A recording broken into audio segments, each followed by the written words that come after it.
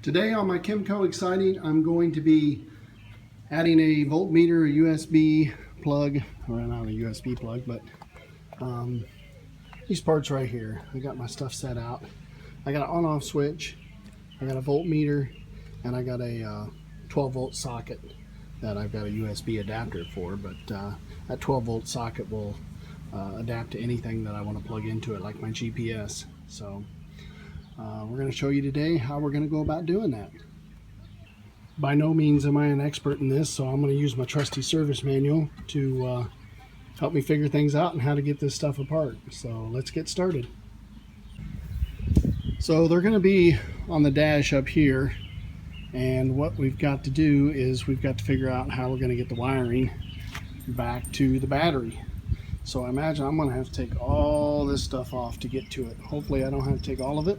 I can leave some of it and push the wiring, but we're going to start with the windshield and this front cover here and get all that off. Okay, first is these 4 Allen bolts here, and we're going to use 5mm on those.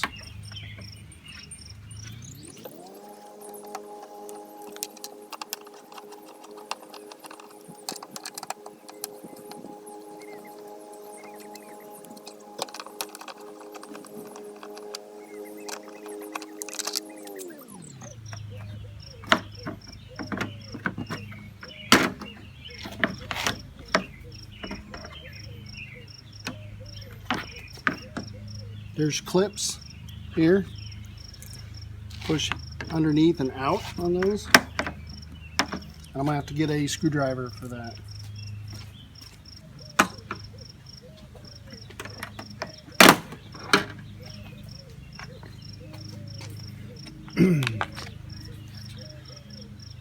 You can see how those are got a little edge clip there. There's actually 3 clips on that cover piece, one here, and one here.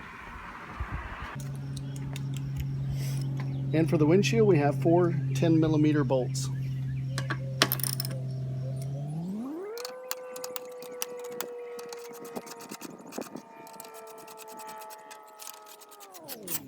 Those were on there pretty tight.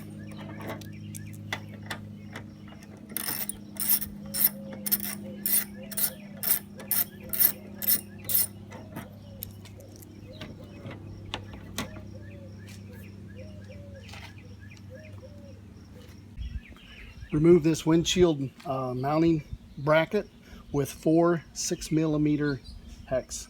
1, 2, 3, 4.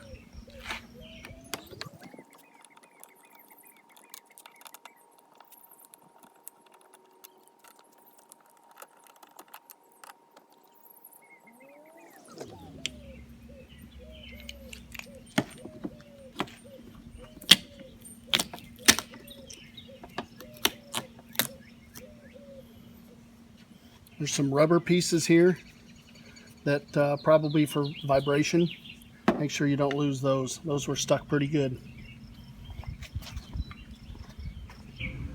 Next is this front cover here, and we're going to start by removing the pads here, the foot pads, and they just rubber snap into place all the way down. As you take things apart off the scooter, it gives you the opportunity to clean up some things where dirt and dust gets when you don't normally have things apart. So I'm going to take that opportunity to clean that stuff up. What we're going to do now is try to release that front cover. So we got some screws underneath the floor mat here. There's one number 2 Phillips up here in these vents. There's one at the bottom and one at the top. And then the service manual says up by the cluster to remove this screw here. But it doesn't say anything about this screw, so we're just gonna have to see. That might be to a steel mounting bracket on the framework somehow. So, but we may have to remove that, but the service manual doesn't say. We've got those screws on each side. So we have this screw here, this one, and then up on top, this one here, and then this one is questionable. I went ahead and removed that screw on each side. I didn't figure it was going to really hurt anything.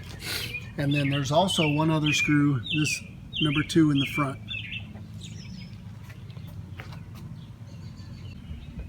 Now I had the 8 screws out on each side, and as I loosened this front screw here, it just started to fall away as I loosened that up. So the service manual says to lift up and out to release it from the tabs. We're going to have to unhook the turn signals and the headlight as we get that forward. So I'll see if I can capture that on film here.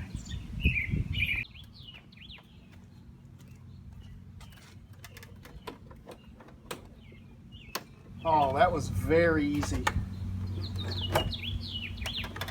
Hopefully it'll go back together as easy. We'll show you those tabs.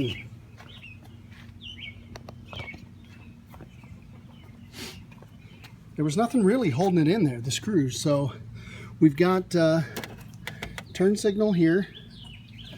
We've got headlight here.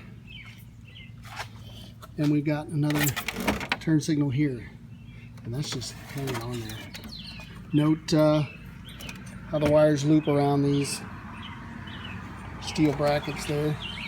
So let me just unhook those. Those are pretty easy. You just push down on the tab there and open it up. Same way with the turn signals.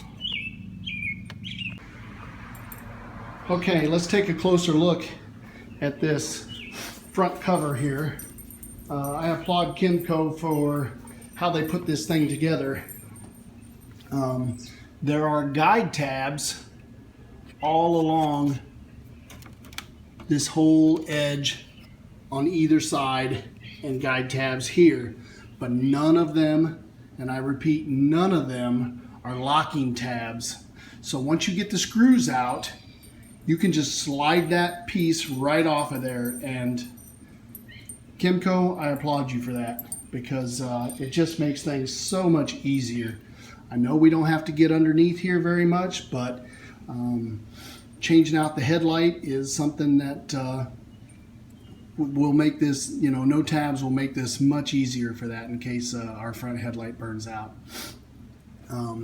There's our headlight here, something that I did not know that we had. There's apparently 2 lights here and here. If you go to the front and look at it, I don't know if those are in that gap of the lens. You can see a gap here. I don't know. I'm going to have to examine if those lights even come on. There's another gap up here, so maybe that just creates a halo effect around the headlight. There's no light information here or anything, or here, so I don't know what those 2 lights are for. One thing to note on the left side of the scooter, when you unplug the turn signal, there is another, what appears to be turn signal cable in here too. I don't know what the difference is, but make sure that you mark or keep track of which one you actually unplugged, and that is going to be this one here that I'm going to wrap around that hose. It's the same way with the right side. Here's a plug and here's another plug. Same thing. Alright, so on this bike when I bought it was these speakers here and here, and they just work off being able to plug your phone into a socket, basically, that they wired into the glove box here. And I thought that that was a on all the time sort of thing, but it's not. Somehow it's tied to the ignition. So my thought was, at the same time that I had this apart, I was just going to remove these speakers because I don't use them. I don't listen to music when I'm on the road. I just think it's something that's a little distracting. And so I was just going to take them off of there. But as I've figured that they are wired to the ignition, I'm going to try and figure out how they are done so that maybe I don't have to wire in my on-off switch. I can actually just tie it into the wiring that's already in there and save me a lot of time running power back to the battery.